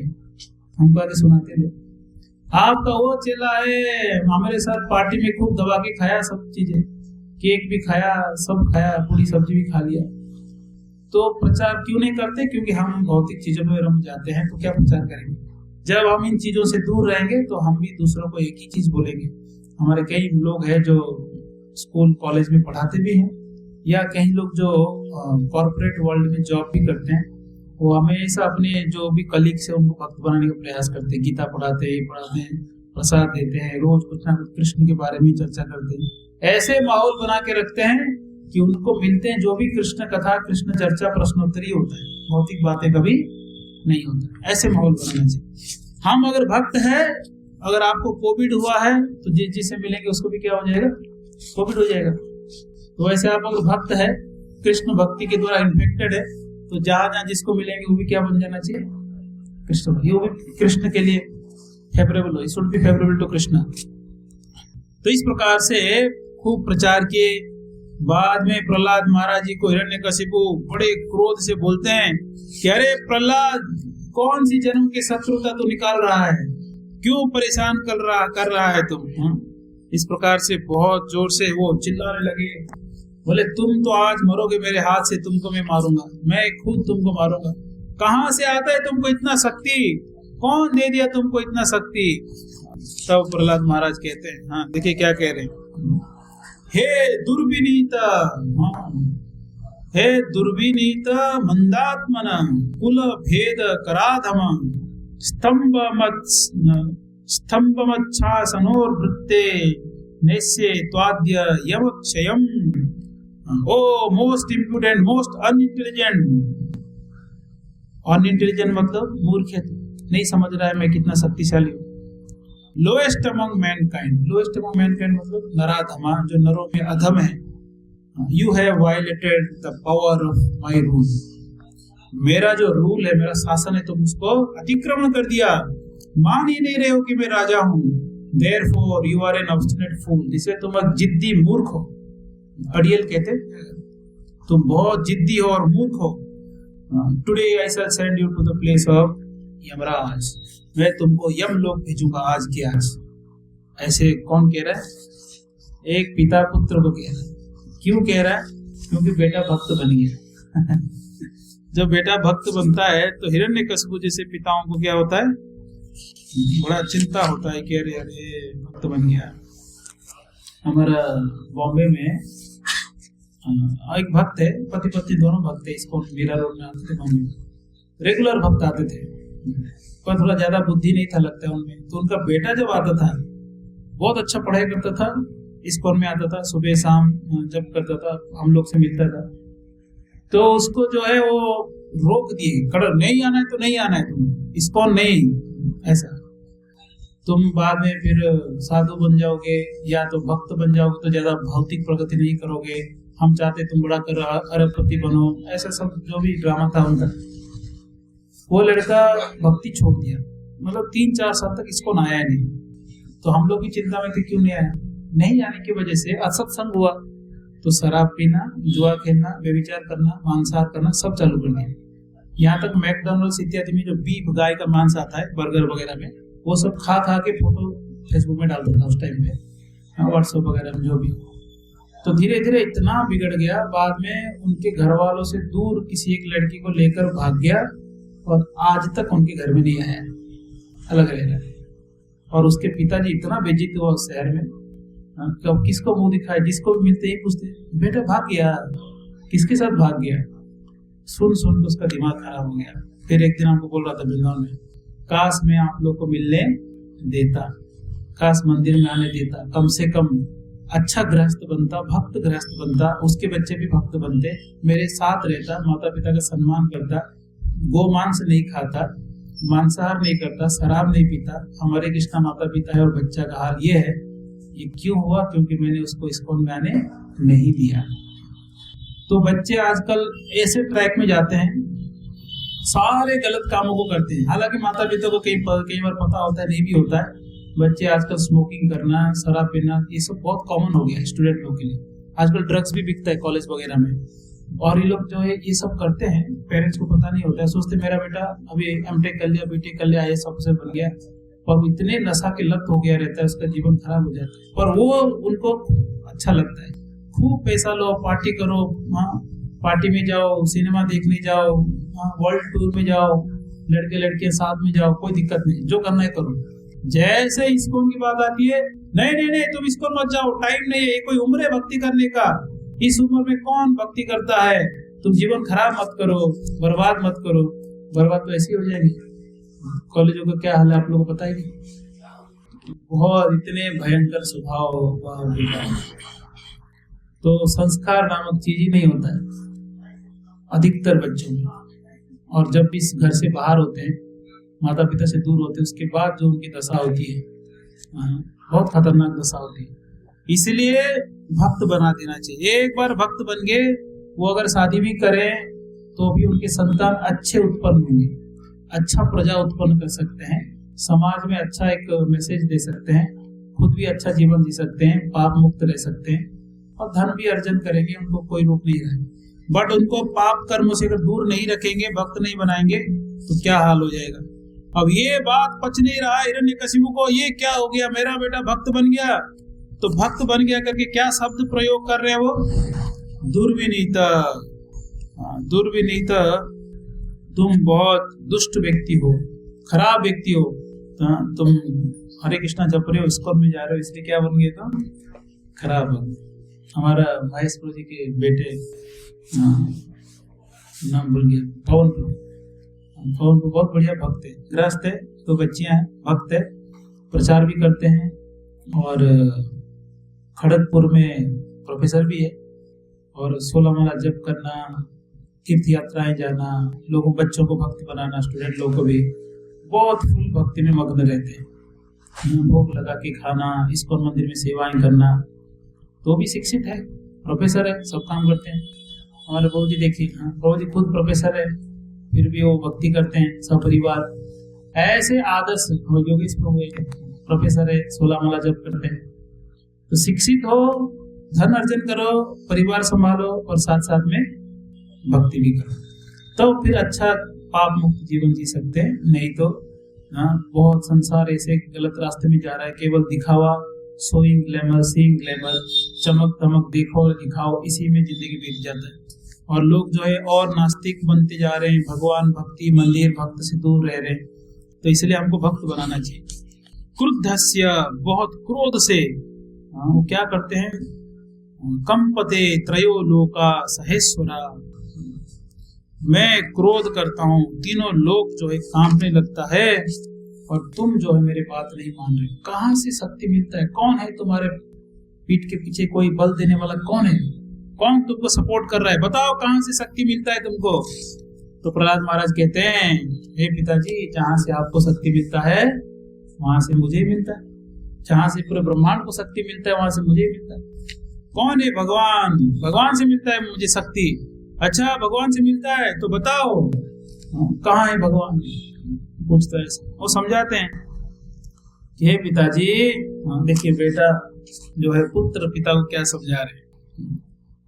समझा रहे हैं कि असुरम भावम इमम, ये जो असुर भाव है इसको आप क्या करो? त्याग दो।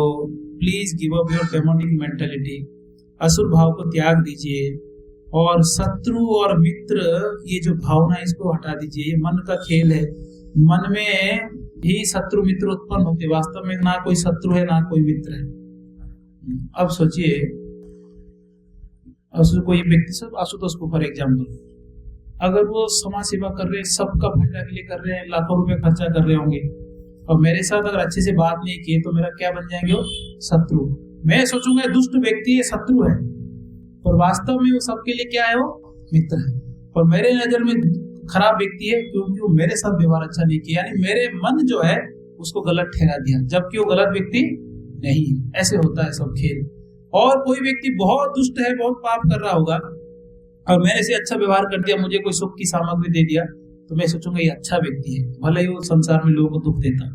तो अच्छा और बुरा हमारे मन की दृष्टि है। वास्तव में कौन अच्छा कौन बुरा, ये कह रहे ये सब मन का खेल है। Do not discriminate in your heart between enemy and friends. शत्रु मित्र में भेद मत देखिए। Make your mind equipoise towards everyone. सबको समान दृष्टि से देखिए। समभाव में देखना ये बहुत कठिन कार्य है। मित्र शत्रु अपना पराया ये केवल भक्ति करने से मिलता है, उसके बाद सब समान लगते हैं। जैसे चतुर कुमार वैकुंठ गए ना, वहां भी वर्णन आता है तीसरे स्कंद में कि चतुर कुमार को अपना घर पराया घर कुछ समझ में नहीं आ रहा था। सब ब्रह्मांड अपना ही है, पराया करके कुछ है ही नहीं। खुद का कुछ संपत्ति कुछ पोजीशन नहीं है, ना अपना कुछ है ना पराया है, पर वो सब समभाव में देखते, इसलिए भेद नहीं करते थे, जहां जाने वहां चले जाते थे। इसलिए भक्त बनने के बाद ऐसे ही लगता है, कोई भी व्यक्ति पराया नहीं लगता, कोई भी नहीं, एक भी नहीं। हम भी यहाँ सेंटर में रहते, कई बार नए लोग आते हैं अचानक, उससे हम ऐसे व्यवहार करते जैसे कि उसको सालों से जानते हैं। कई वो लोग भी चौक जाते हैं ऐसे व्यवहार। अभी हमारे कहीं से गुड़गांव से एक फैमिली है, मैं नहीं जानता हूँ, अचानक आए और आए, दर्शन करके जा रहे थे। वो मुझे बात करने के लिए कोई प्रयास भी नहीं किया, और मैं खुद से ही बात किया, कहाँ से? गुड़गांव से जा रहे हम लोग, दर्शन कर लिए, इस्कॉन बोर्ड देख के आए। तुरंत एक कैलेंडर दिया, ड्राई फ्रूट का लड्डू कोई दिया था, मुझे ड्राई फ्रूट लड्डू दिया। बहुत प्रसन्न हो गए, आश्चर्य हो गए, ना जान ना पहचान कुछ नहीं, हम आए प्रणाम किए तो हमको इतना गिफ्ट मिला। तो ऐसे पूरा संसार अपना ही लगता है, कोई पराया नहीं लगता। कहीं भी सब अपने लगते हैं, कोई पराया नहीं। कब ये भाव आता है? जब भगवान से हमारा संबंध हो जाता है। तो इसलिए पिताजी शत्रु मित्र की भाव छोड़ दो। कौन शत्रु कौन मित्र है? जो हमारे स्वार्थ में सहायता देता है वो मित्र बन जाता है, जो हमारे स्वार्थ विरुद्ध हो जाता है वो हमें शत्रु बन जाता है। ये सब छोड़ दीजिए करके उपदेश दे रहे, बहुत बढ़िया उपदेश दे रहे हैं। तो इस प्रकार से उपदेश देने के बाद हिरण्यकशिपु बड़ी क्रोध में आकर कहता है कि तुमको तो आज यमलोक भेजूंगा, तुमको मैं मारूंगा। बताओ तुम्हारा भगवान कहाँ है? बताओ तुम्हारा भगवान हर जगह है कहते हो ना, क्या इस खंभे में है? मेरे सामने जो एक खंभा है, बहुत बड़ा स्तंभ था। तो बोलते हैं कि हाँ हाँ स्तंभ में भी है। अगर सब जगह भगवान है तो स्तंभ में भी होंगे, तो स्तंभ में भी है। तो हिरण्यकशिपु उनको नीचा दिखाना चाह रहा था। कई बार होते हैं ना, अगर परिवार में एक भक्त बन गया तो बाकी लोग पीछे पड़ जाते हैं उसको नीचा दिखाने के लिए। हमेशा ऐसे उत्पटांग बोलेंगे कि तुम बेकार हो, गलत जगह जुड़ गए हो, गलत चीजें सीख रहे हो, ऐसे सब पीछे पड़ जाते कई बार। तुमको अभी बताता हूँ, ये जो खंबा है, ये पिलर, मुझे पूरा विश्वास है कि इसके अंदर कोई आदमी है ही नहीं। मैं तो कई सालों से देख रहा हूँ पिलर को। तो बोला इसमें है क्या भगवान? हाँ है, अभी बताता हूँ। जोर से जाकर बहुत जोर से उनको मुक्का मार के तोड़ देते, गदा लेके जाते हैं, प्रहार करके उसको खंभे को तोड़ देते हैं। जैसे ही वो हिरण्यकशिपु तोड़ता है, इतना भयंकर गर्जना आता है, इतना भयंकर शब्द ध्वनि आता है, ऐसे ध्वनि मानो कि बहुत बड़े बड़े ग्रह टूट रहे हो। स्वर्ग लोक में देवताओं को लगा कि कहीं हमारा ग्रह टूट तो नहीं रहा, हिरण्यकशिपु कुछ कांड तो नहीं कर रहा है, आज तोड़फोड़ भी कर रहा हो, कोई भरोसा नहीं उसका, क्या हो रहा है। सब कांपने लगे, सब भयभीत होने लगे। ब्रह्म लोक तक ये गर्जना गया। ब्रह्म लोक में ब्रह्मा जी सुने, मानो ब्रह्मांड जो है फट रहा हो ऐसे। तो ब्रह्मा जी को लगा भाई ये कोई गर्जना सुनाई दे रहा है, ऐसे कोई प्राणी आज तक मैंने बनाया ही नहीं, तो ऐसे गर्जना, शेर बनाया हूँ, बाघ बनाया हूँ, पर उनका आवाज ब्रह्मलोक तो कभी नहीं आ सकता। ये कौन है, इतना भयंकर आवाज कैसे आ रहा है। ऐसे करके सब देवता लोग आने लगे।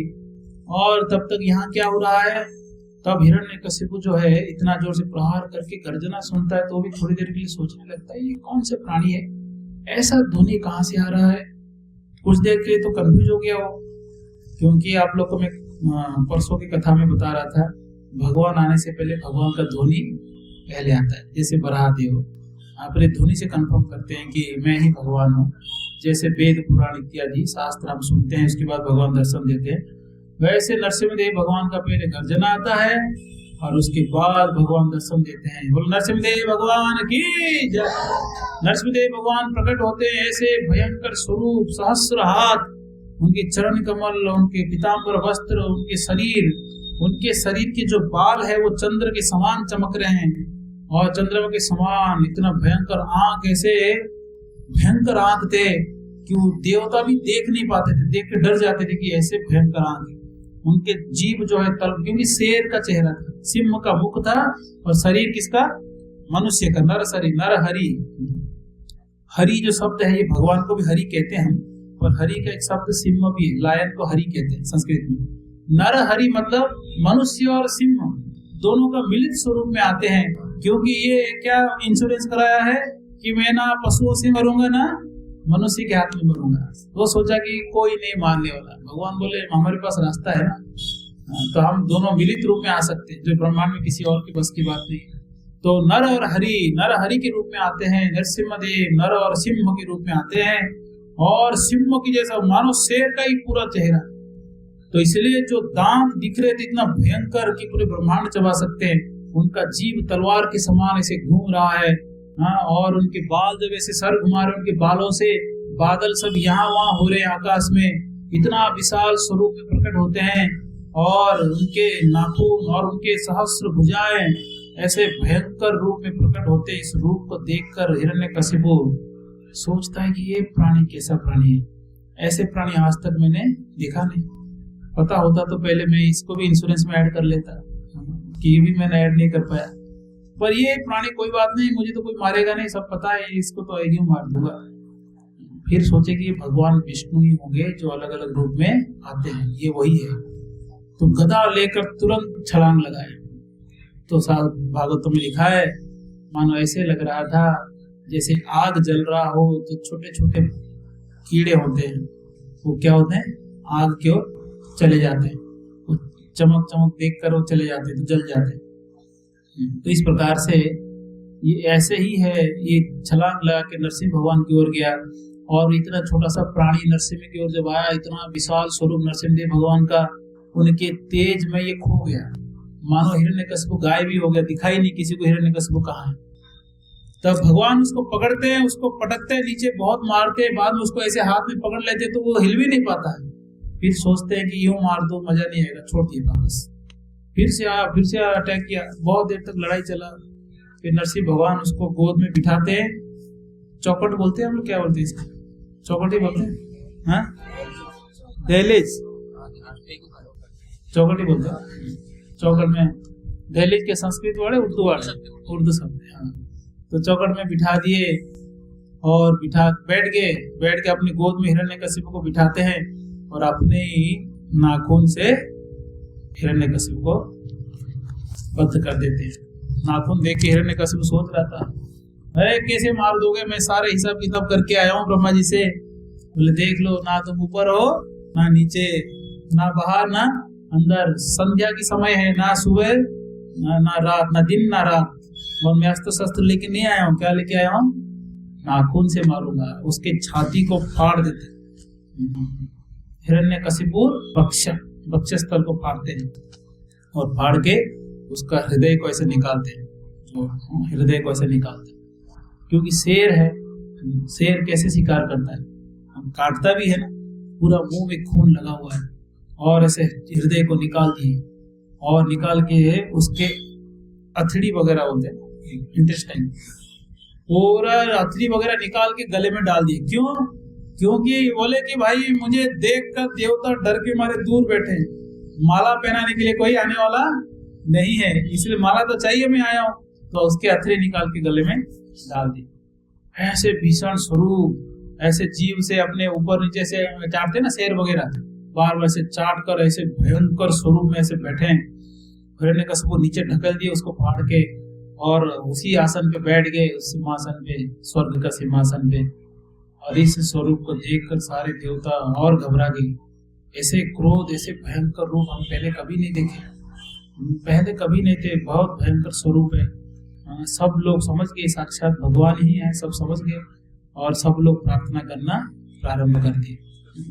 सब लोग, ब्रह्मा जी, शिव जी, मरुदगण, रुद्र, सब गणेश जी भी आए थे वहां। हिरण्यकशिपु का वध का एक स्टोरी में आपको बताया था कि हिरण्याक्ष का कितना बड़ा हिरण्याक्ष था। जो रावण जाता है सुतल लोक में बलि महाराज जी के पास, तो वहां पर एक सोने का पहाड़ दिखाते हैं। बलि महाराज बोलते हैं कि इसको उठा के लेके जाओ। रावण उठा नहीं पाता है, वो पूछता है क्या है ये? बोलते हैं ये हिरण्यकशिपु को भगवान मार रहे थे तो उसका कुंडल छिटक के यहाँ गिर गया था, तो उसका कुंडल ही पहाड़ के समान दिख रहा है, तुम उठा नहीं पा रहे हो। और जिस हिरण्यकशिपु को जो भगवान ने मार दिए उनसे लड़ने के लिए जा रहे हैं, हम मदद नहीं करेंगे, जाओ यहाँ से, भगा दिया उसको। तो ये हिरण्यकशिपु का पोजीशन था, इतना महान था, पर भगवान के सामने एक कीड़े के समान मर गया। इसलिए बड़े बड़े अहंकारी जो आज तक आए हैं, कुछ दिन के लिए जीते हैं, फिर भी हम ही श्रेष्ठ करके मानते हैं। काल रूपी भगवान आते हैं, उनके प्राण को ले लेते हैं, काल स्वरूप में आते हैं भगवान। तो ऐसे हिरण्यकशिपु को मार दिए। उनको जैसे ही मार दिए, सब लोग जितने हजारों लाखों सैनिक थे उनके सब आ गए, और सबको मारने के लिए ज्यादा मेहनत करना नहीं पड़ा। इतने विशाल थे भगवान को, उनको ऐसे हाथ से ऐसे मसल देते थे, तो नाखूनों के बीच में ऐसे पकड़े तो उसका सर कट गया। ऐसे नाखूनों से हाथ से सबको मार दिया। और उसके बाद सिंहासन में बैठे गर्जना कर रहे क्रोध में, और वहां पर सारे देवता नजदीक में आते हैं, पास थोड़ा सा ज्यादा नजदीक नहीं जाते, फिर प्रार्थना करते हैं। ब्रह्मा जी से लेकर अन्य सारे देवता प्रार्थना करते हैं। बड़ा अद्भुत प्रार्थना है। सारे देवगण बोलते हैं, सब अपना अपना जो दुख था ना अंदर, इतने दिनों से त्रस्त हो गए थे, तो सब बोल रहे भगवान आप आए, अच्छा आप नहीं होते तो क्या हाल करके रखा था। ऐसा भय हमको पहले कभी नहीं हुआ था। जो हाल किया था हिरण्यकशिपु को परेशान करके रखा था। सब लोग अपना स्तुति कर दिए। उसके बाद अब उनको फिर भी भगवान शांत नहीं हो रहे, तो शांत कौन करेगा? तो लक्ष्मी जी को बोलते हैं आप धर्मपत्नी आप जाइए। लक्ष्मी बोलते हैं ऐसा रूप मैंने मेरे पति का कभी देखा ही नहीं। पति जब गुस्से में है तो पत्नी को शांत रहना चाहिए, दूर रहना चाहिए। नजदीक आएंगे तो क्रोध का शिकार बन जाएंगे। बोले हम नजदीक नहीं जाएंगे, आप लोग जाओ। ब्रह्मा जी आप जाओ, आप बेटे हो, पहले बेटे हो आप भगवान का। वो बोले नहीं, शिव जी आप जाइए, आप रुद्र है, भगवान के प्रिय है, भक्त है, जाइए। वैष्णवानम यथा शंभु। बोलते मैं नहीं जाऊंगा, मुझे भी डर लग रहा है। तो कौन जाएंगे? तो गणेश जी हाथ उठाए, मैं जाऊंगा, क्योंकि नरसिंह भगवान मेरे प्रभु है। तो गणेश जी चूहे पे बैठ के जा रहे थे, चूहा देख लिया शेर को तो यूटर्न मार लिया, स्पीड से जाके यूटर्न मार लिया, तो गणेश जी गिर जाते हैं। तो नरसिंह भगवान जोर जोर से हंसने लगते हैं। हाँ, और सब लोग सोचे शायद भगवान अभी शांत हो जाएंगे, और भगवान फिर से क्रोध दिखाते हैं। तो सब लोग बोलते प्रहलाद आपके लिए आए, आप भी जाओ। प्रहलाद को कोई डर नहीं था। देखिए नरसिंहदेव भगवान या भगवान का किसी भी स्वरूप जो भयंकर है, वो भक्तों के लिए भयंकर नहीं है, अभक्तों के लिए भयंकर है। जैसे एक बिल्ली अपने बच्चों को अपने मुंह से ही तो पकड़ता है, दांतों से पकड़ के लेके जाता है एक जगह से दूसरी जगह। उसका बिल्ली अपने बच्चों को पकड़ना दांतों से और चूहे को पकड़ना, दोनों में अंतर है कि नहीं? दोनों में अंतर है, पकड़ने में ही अंतर है। तो वैसे ही भक्त जो है भगवान के इतने भयंकर रूप देख के डरते नहीं है, कि वो जानते हैं कि भक्त के लिए ही भगवान आए। कोई भय नहीं, नजदीक जाते हैं, प्रार्थना करते हैं, बोलते हैं भी भगवान मैं आपकी इस प्रचंड रूप से मैं भयभीत नहीं हूँ, मुझे तो डर इस बात का लग रहा है कि मैं इस संसार की माया में पड़ ना जाऊं, ये सबसे बड़ा डर है। बहुत बढ़िया स्तुति है। तो वहां प्रहलाद महाराज को भेजते हैं, प्रहलाद महाराज जाते हैं, प्रणाम करते हैं। नरसिंह देव भगवान गोद में बिठाकर, जैसे गाय अपने बछड़े को चाटती है ना, वैसे प्रहलाद महाराज के सर चाटने लगे नरसिंह भगवान। और इतना सुंदर प्रहलाद, इतने सौम्य स्वभाव, इतना भक्ति, इतना तल्लीनता देखकर नरसिंह भगवान के मन में लोभ हो जाता है कि ये प्रहलाद इतने आनंद में कैसा है। वही तो कोई टेंशन नहीं, कोई दुख नहीं, कोई चिंता नहीं, बिल्कुल भक्ति में मग्न है, इतना दिव्य आनंद का अनुभव कर रहा है। मेरे मन में भी इच्छा हो रहा है कि मुझे ऐसे आनंद कब मिलेगा। तो वो आनंद लेने के लिए कब आए भगवान? 500 साल पहले चैतन्य महाप्रभु बन के आते हैं। तो प्लान कहाँ कब से था? नरसिंह भगवान तब से प्लान था। तो नरसिंह भगवान प्रहलाद को गोद में लेकर प्रहलाद की स्तुति करते हैं। क्या स्तुति करते हैं कि प्रहलाद महाराज कहते हैं कि हे भगवान, इतने बड़े बड़े देवता ब्रह्मा शिव इत्यादि सत्व गुण में हैं, स्तुति करते हैं, उनका स्तुति कितना महान है। मैं तो असुर कुल में जात हूँ, हरिरुद्र जात, उग्र परिवार में जन्म लिया हूँ, मैं तमोगुणी हूँ, मैं क्या स्तुति करूँ आपका, मैं प्रसन्न कैसे कर पाऊँ, मैं आपको कैसे शांत करूँ। ऐसे स्तुति प्रारंभ करते दैन्य भाव से। बहुत बढ़िया अद्भुत स्तुति करते हैं। भगवान आए हैं प्रहलाद के लिए, इसलिए प्रहलाद ही जाके शांत करा सकता है। एक श्लोक में बताते हैं, सत्यम विधातुम निज भृत्य भासितम व्याप्तिम च भूतेषु अखिलेषु चात्मनः अदृश्यतात् यद्भुत रूपमुद्वहन् स्तंभे सभायां न मृगम न मानुषम। स्तंभ से प्रकट होते हैं, ना मृग ना मानुष, ना वो सिंह है पशु है, ना वो मनुष्य है। ऐसे अद्भुत स्वरूप लेकर स्तंभ से प्रकट होते हैं। किसके लिए प्रकट होते हैं? तो कहते हैं कि सत्यम विधातुम निज भृत्य भासितम, अपने भृत्य यानी सेवक। उनके सेवक कौन है? प्रहलाद। प्रहलाद ने कह दिया कि इस खंबे में भगवान है, इसलिए उस खंबे से आए, नहीं तो कुछ और तरीके से भी आ सकते थे, जन्म ले सकते थे, कहीं और से आ सकते थे। पर वो क्या कहते हैं कि निज भृत्य भासितम, भक्त ने कह दिया कि भगवान यहाँ है तो वहीं से आएंगे भगवान। इसलिए श्रील प्रभुपाद जी जब विदेश में मंदिर बनाते हैं, विग्रह स्थापना करते हैं और भगवान को निवेदन करते हैं कि हे भगवान, आप यहाँ प्रकट होइए विग्रह के रूप में और इन सारे भक्तों को आप सिखाइए कैसे पूजा करना है। मैं जा रहा हूँ प्रचार में, फर्स्ट टाइम नहीं। तो आज विदेश में कितना हाई स्टैंडर्ड भक्त है, इतना शुद्ध पवित्र तरीके से आज विग्रह सेवा हो रहा है, भोग लग रहे हैं, समय पर आरती हो रहे हैं, कितना अद्भुत मंदिर सब खोले विदेश में। तो साक्षात भगवान वहाँ विराजमान है। तो इस प्रकार से भक्तों के कहने से भगवान प्रकट हुए हैं। वही भक्त उनको शांत करने के लिए स्तुतियां कर रहे हैं और स्तुति करते करते भगवान को शांत कराते हैं। और शांत करने के बाद प्रहलाद महाराज जी को भगवान कहते हैं, प्रहलाद महाराज एक स्तुति एक श्लोक में ये भी कहते हैं कि भगवान, पिता के सामने पुत्र का मृत्यु होने पर पिता कुछ नहीं कर सकता, पुत्र के सामने पिता का मृत्यु होने पर पुत्र भी कुछ नहीं कर सकता। जो बुद्धिमान है वो आपके शरण में ही आएगा, क्योंकि आप ही हैं जो सबको रक्षा कर सकते हैं। इस प्रकार से स्तुति करते हैं। फिर स्तुति करते करते आखिरी में भगवान कहते हैं कि प्रहलाद, मैं आया हूँ, दर्शन दिया हूँ, मैं बहुत प्रसन्न हूँ आपके ऊपर, क्या वर मांगना है मांगो, क्या चाहिए मांगो, मैं देने तैयार हूँ। तो प्रहलाद महाराज कहते हैं, यहाँ कोई बिजनेस करने तो नहीं आया हूँ भगवान, 1 दर्जन केला दूंगा, 1 नारियल दूंगा, मुझे पास करा दो एग्जाम में, जैसा हम लोग बिजनेस करते हैं। भगवान इस सोमवार का हम व्रत करेंगे, मंगलवार व्रत करेंगे, हमको ये दुख दूर कर दो, गाड़ी दे दो, बंगला दे दो, है ना, शादी करा दो। तो हम व्यापार करने जाते हैं भगवान के साथ। वास्तव में भक्ति व्यापार नहीं है, भक्ति प्रेममयी सेवा है। हम भगवान के संतान हैं, भगवान के अंश है, हम प्रेम से भगवान का सेवा करना चाहिए और यही मांगने के लिए आना चाहिए, भगवान और सेवा दीजिए, और सेवा दीजिए, और सेवा दीजिए। तो बोलते हम यहाँ व्यापार करने नहीं आए हैं कि आप हमको कुछ दो, क्योंकि हमने भक्ति की है। मैं भक्ति कुछ पाने के लिए थोड़ी की, कुछ पाना ही होता तो आपका भक्ति क्यों करते। ऐसे मेरे पिताजी कम थोड़ी थे, कोई गरीब घर का तो हूं नहीं मैं, तीनों लोग का वो सम्राट थे। वो पिताजी के साथ कुछ नहीं, उनके हाँ में हाँ मिलाता तो बाद में राजा कौन बनता? मैं ही बनता। कुछ नहीं चाहिए मुझे, केवल आप चाहिए मुझे, और कुछ व्यापार नहीं करना है आपके साथ। और क्या कह रहे हैं कि हे भगवान, आप कृपा करके मुझे भक्तों की संगत दीजिए और ये संसार की माया में कभी मुझे मत डालिए।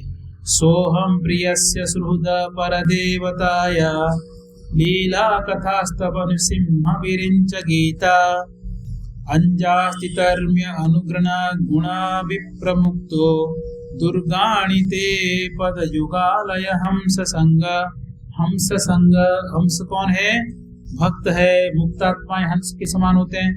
O Lord Nrsimhadev, by engaging in your transcendental loving service in the association of devotees who are liberated souls, हंस जो मुक्त जीव हंस है, भक्त है, ऐसे भक्तों की संगत दीजिए ताकि मैं माया से परे हो जाऊं और आपके दिव्य लीलाओं का श्रवण कर सकूं।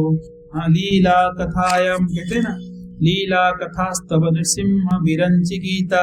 आपके लीला कथा का श्रवण करने के लिए मुझे भक्तों की संगत में रखिए और कुछ नहीं चाहिए, कुछ नहीं चाहिए, कुछ नहीं चाहिए, कोई व्यापार नहीं करना है।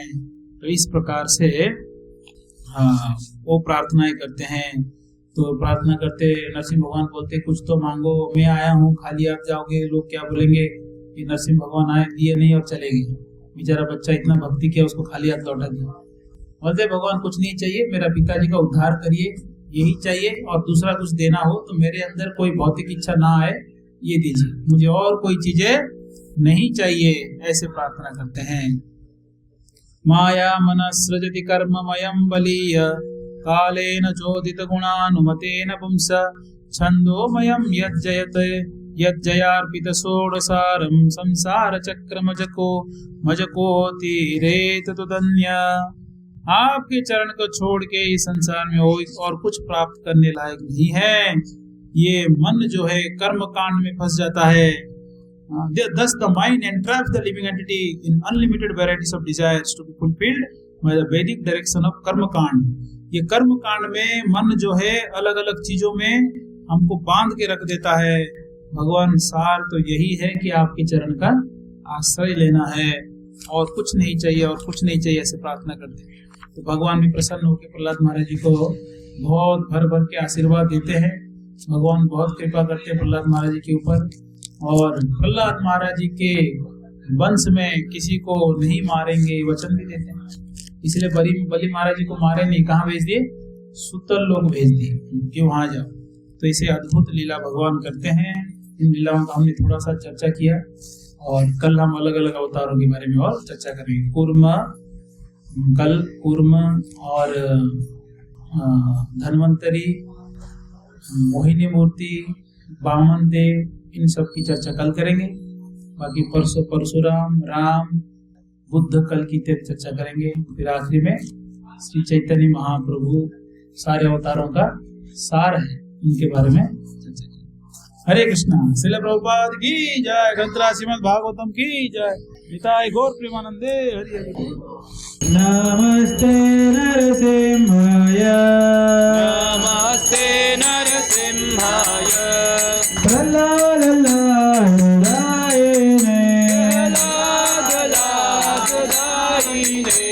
हिरण्यकशिपूर्वक्षः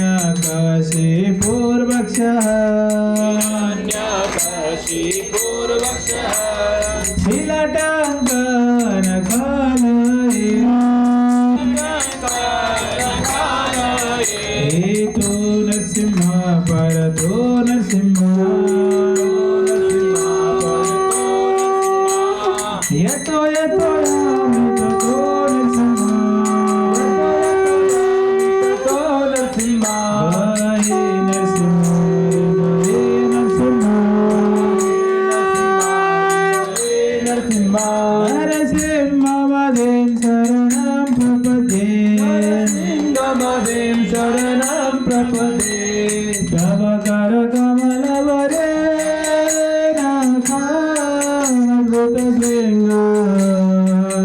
दलित हिरण्यकशिपो तनुभृङ्ग केशवदेश नरहरि रूप।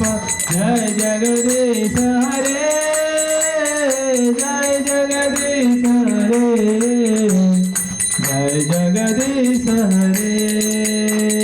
तव कर कमलवरे नखाम अद्भुत श्रृंगाम दलित हिरण्यकशिपो तनुभृंग केशवधृत नरहरि रूप जय जगदीश हरे जय जगदीश हरे जय जगदीश हरे जय नरसिंहदेव नरसिंहदेव नरसिंहदेव जय नरसिंहदेव नरसिंहदेव नरसिंहदेव नरसिंहदेव जय नरसिंहदेव जय प्रहलाद महाराज प्रहलाद महाराज प्रहलाद महाराज जय प्रहलाद महाराज जय प्रहलाद महाराज प्रहलाद महाराज प्रहलाद महाराज जय प्रहलाद महाराज जय प्रभुपदा